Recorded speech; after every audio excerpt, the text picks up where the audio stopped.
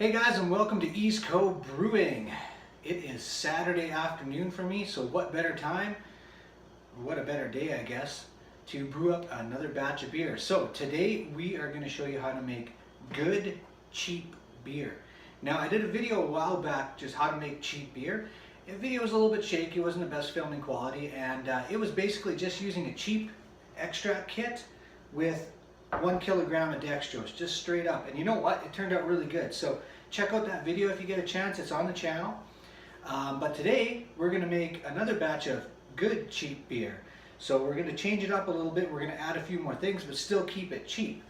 So what we're going to be using is the Beer Maker's Draft pre-hopped extract kit. Now I've never used this kit before. Now if you live in Canada, Superstore carries a few of these kits and they're super cheap. They carry the Canadian Venture Ale, the Beer Maker's Pilsner, and the Beer Maker's Draft. At least those are the only ones I've seen. Now these are only $14.99. So I've never used this. I don't know if it's going to be any good. So the good cheap beer might be bad cheap beer, but I'm hoping for good. Anyway, so these are only 14 bucks. So pretty good deal. And we're going to add in 700 grams of dextrose and 1 pound of light dry malt extract. And you know what? I had some extra hops kicking around, so we're going to throw in a ½ ounce of glacier hops just for kicks. Sure, why not, right? So anyway, so total cost on this, say 15 bucks. I buy my dextrose in bulk, so this is $3 worth. This was 5 bucks. And the hops, $2.50. So I think that's what, $25.50? So this is supposed to make 60 bottles of beer, so 60 beers. So roughly calculated, it's about 28 cents a beer, so it's under 30 cents. So that's pretty cool. And if you live in Canada, you know what I'm talking about. Beer prices are insane, especially in my province of Saskatchewan. It's the highest in the country. And hey, our awesome federal government just decided to hike taxes on booze by 1.5% just this month. Yay! So, keeping your beer cheap, you know, this is the way to do it. So, we're going to be real simple with this recipe today too. We're going to boiled up 2 liters of water. We're going to add in our ingredients, add the boiled water, mix it up, throw in our yeast, boom, let it ferment. We're going to be using today the Cooper's DIY Fermenter and Kit. It's awesome. If you haven't had a chance, you want to know more about this, I have an unboxing video on the channel, as well as I brewed a Cooper's Lager using this as well and went through the whole process. This thing is awesome. So if you get a chance, you want to get into brewing, this is a great kit to get. So check that out as well. Alright, I'm out of breath already. Jeez. But you can't start any brew day off without a home brew. That's good. This is actually the Cooper's Lager that I brewed. I've let it age for a while and it's actually pretty good. Alright, so let's get started. What are we going to do first? Well, right on. I've actually sanitized all my equipment already. Very important to do. I used Star San. So that's one of my favorite sanitizers to use. So we're going to go ahead and put in our dextrose just right on in there. Get that dextrose in there right on. And then we're going to throw in our boiled 2 liters of water. Now you got to be careful with this because you don't want to be burning yourself. That's no fun for anyone. Alright. Nice and easy.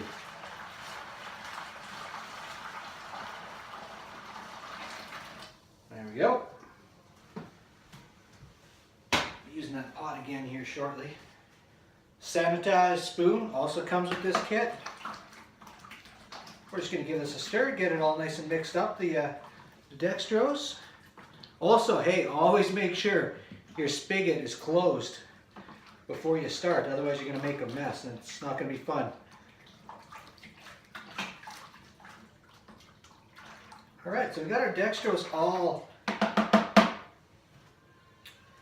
mixed up in there. So we're going to add in our dry malt extract next. If I can figure out how to get into it. I actually buy these from a place called Grain to Glass online. They're out of Winnipeg, and they got great deals, great shipping, great customer service. So give them a check. Check them out if you're looking for ingredients. There we go.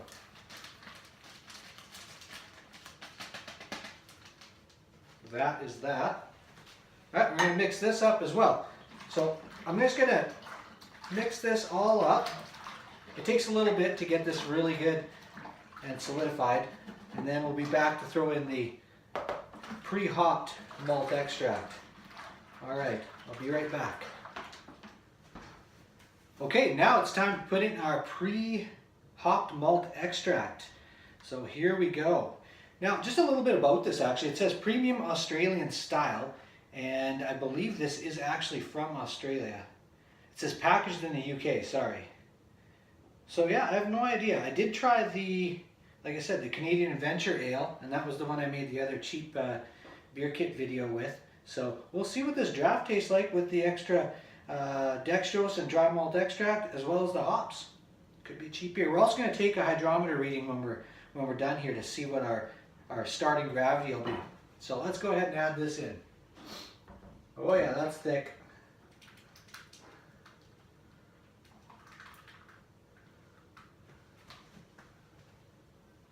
I usually try and actually heat the can up in the sink full of water. I didn't heat this one up today, so we're going to use a kettle full of boiling water to get the rest of this out. I'm just going to set that right there inside, and we'll get our kettle of water.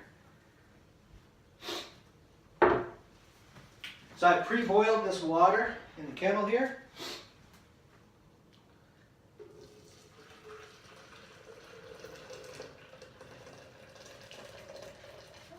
We're going to go ahead and fill her up. Man, I love making beer. And you know what? Today's home brewing techniques, and with YouTube and all the different techniques you can use, you know, there is so many good tricks. You can make such good beer home brew nowadays. Like I remember back, I don't know, even 20 years ago, I remember trying to make home brew with some buddies. And it was terrible. It was terrible. But I mean, we didn't really know what we were doing, and we didn't take our time to do some research. So if you start playing around with it a little bit, then you'll be able to get her done no problem. All right. Just gonna try and get this spatula. There we go, into the bottom here. That should get most of it here. Like I said, I have no idea what this is going to taste like, this beer maker's kit. But hey, if it's good, I'll use these kits more often. Because you can use these as a base kit, especially the Adventure Ale, because it's an ale. And you can make all kinds of things. You can make IPAs with it, or whatever styles of beer you want to use. And always make sure you got some oven mitts handy for this part, because this can is crazy hot. So if you try and actually grab it with your bare hands, you're going to be in trouble. There we go. That's pretty much got her all right there. Awesome. All right, so next step, folks. Well, I'll be 100% honest with you. The next step is having some of this.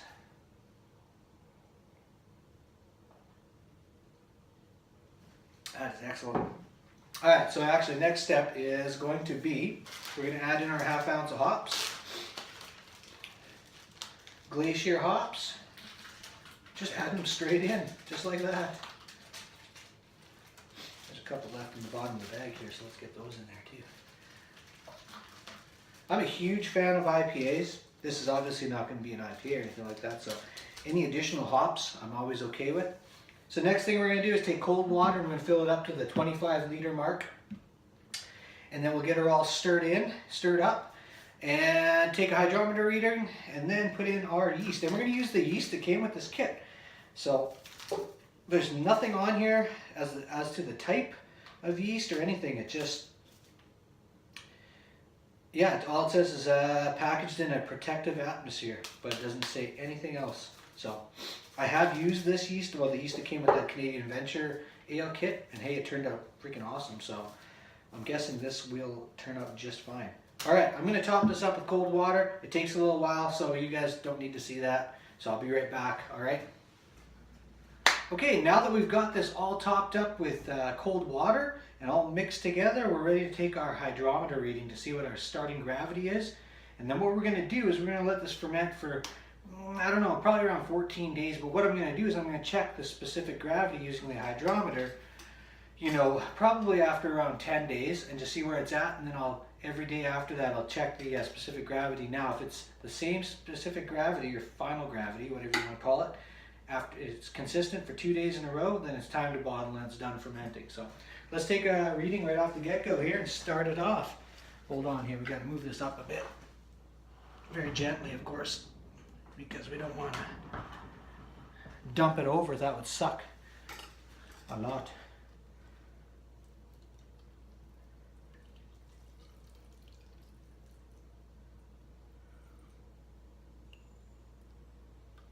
Alright, we're going to let that settle down for a couple seconds here.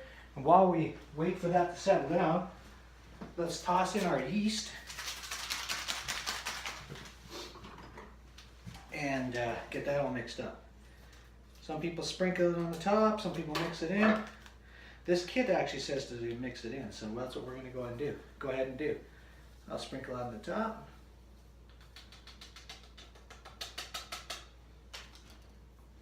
Good to go. Get that all mixed up nice.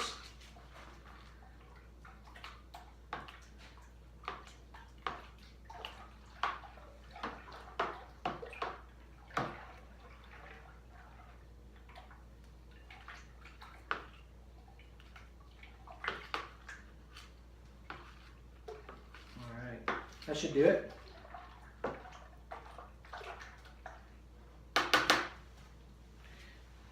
Now, we're going to put on our Crozen collar. That's one of the coolest things about this kit, is it comes with this Crozen collar. And you just put that in there like that. And then, once our primary fermentation is done and all that Crozen is around the top, the guck, you take this off and you replace it with just straight up lid.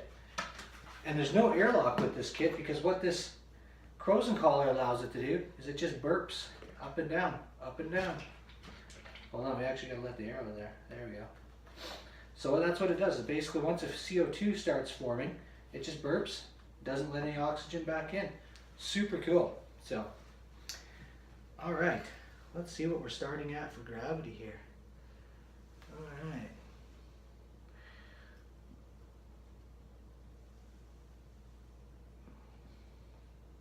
Looks like we're sitting at 1.040. Perfect. So that's our starting gravity. All right, well, we're going to let this ferment. We'll be back to do the bottling when it's ready to go. Okay, it's bottling night. Now, I got to be honest with you, I left this ferment probably too long because I was busy and things got away on me, and it's been about, it's 19 or 20 days now. I probably should have bottled it a little bit earlier, but hey, we'll see what happens. Life gets busy, right? You know, that's just how things go sometimes. So we're going to bottle it up tonight. Just a heads up, she finished off at 1.007. So we started off at 1.040 and we finished at 1.007. So I did the calculation, and I think, I can't remember, but I'll when we do the tasting, I'll do the calculation again just to make sure. But I think it's 4.2% is what this is going to turn out to be. So it smells amazing, and it actually, I did a little taste here just about a half an hour ago, just when I was checking the specific gravity or the final gravity, whatever you want to call it, and it tasted really good. So hey, let's see what happens. So tonight we're going to bottle it up. I've got all my bottles sanitized, ready to rock and roll. And you know what? I had a bunch of the Mr. Beer carbonation drops left over. So you know what? I use those because if you have them, hey, why not? They're super easy to measure. You just boop, boop, drop them in and you're good to go. So we're gonna start filling up some of these bottles here. We've got them all sanitized. I got them all over the place because I'm in a really small. This is my home little brewery here, and it's actually my storage room. So I don't have a lot of room to do all this stuff. So I gotta do what I can. Yeah.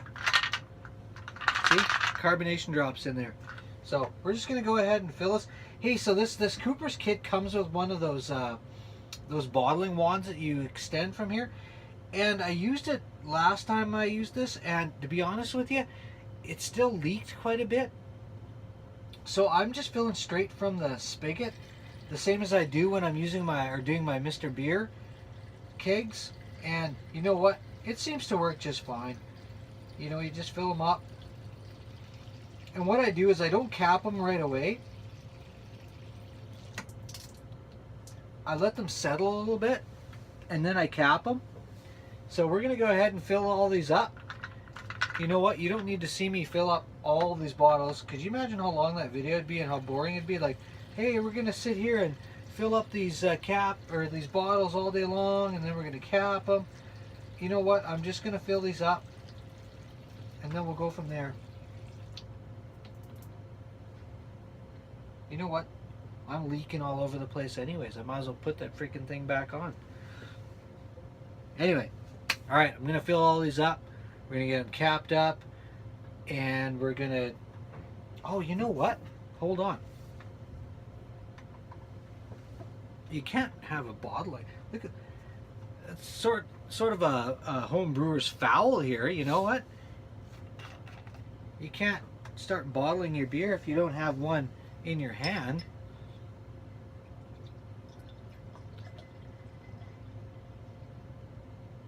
This here is the Mr. Beer Jalapeno Lime American Lager, and check that out on the channel. We actually brewed that up, and oh, it turned out pretty good, not gonna lie. It's a jalapeno lager that's got some lime in it, but I should have probably put more lime flavor into it, but I didn't.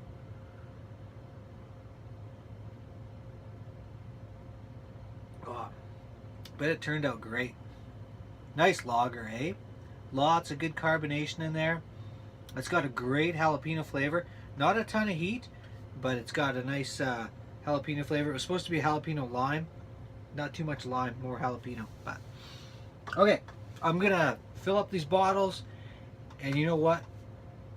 We're gonna be back to do the taste test on this, and we're gonna see if this good, cheap beer turned out actually good. So we'll be back to show you that here right away. Hey guys, and welcome back. So it's been exactly 8 weeks since I bottled this beer.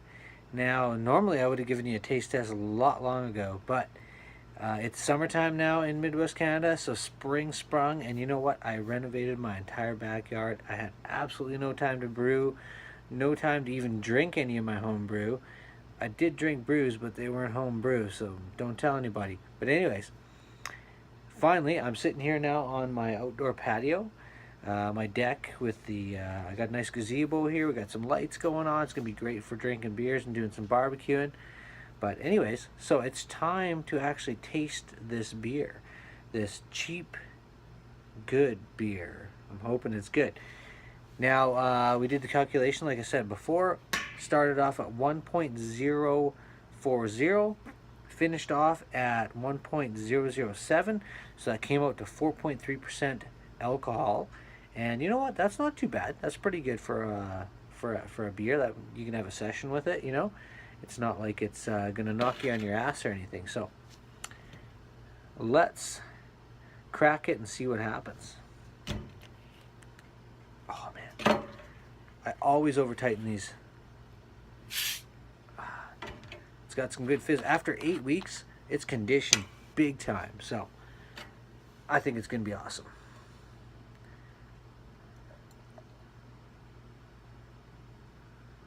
She's definitely got some carbonation there.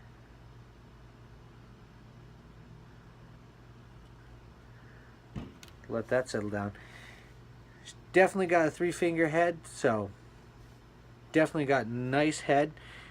And you know what? I think it's going to have decent head retention as well. It's got a great aroma. It definitely has a sweet aroma, malty. Like I said, we used that beer maker's draft and did the dry malt extract, the dextrose, and you know, those hops were in there too. So I don't know, not really getting a lot of the hops out of this, but that I didn't really expect to get much out of those. So hey, look at that, some decent head retention on that. Hey, great carbonation right up front here. Let's take it for a spin and see what happens.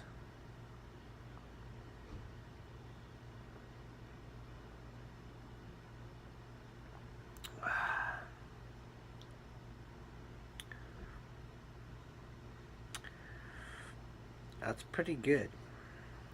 Not gonna lie, it's got great carbonation, great mouthfeel.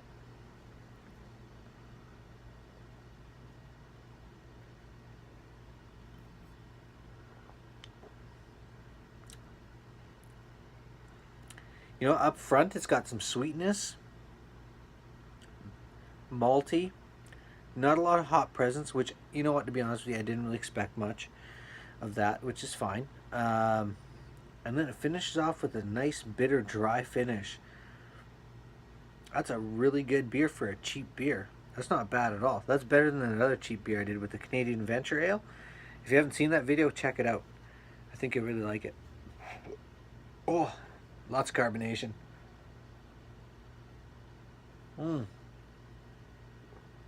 That's a fantastic beer. And you know what? It might actually have something to do with letting it age for like the 8 weeks. I can guarantee that actually has a lot to do with it. Because usually I drink my beers after even 2 to 3 weeks.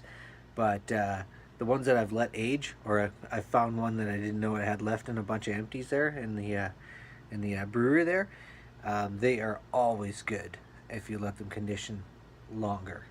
I mean, not over condition, like we're talking like, you know, a year to 2 years or anything like that. But you know what? If you can get 8 weeks out of something, you'll definitely, it does change the profile of your beer and everything.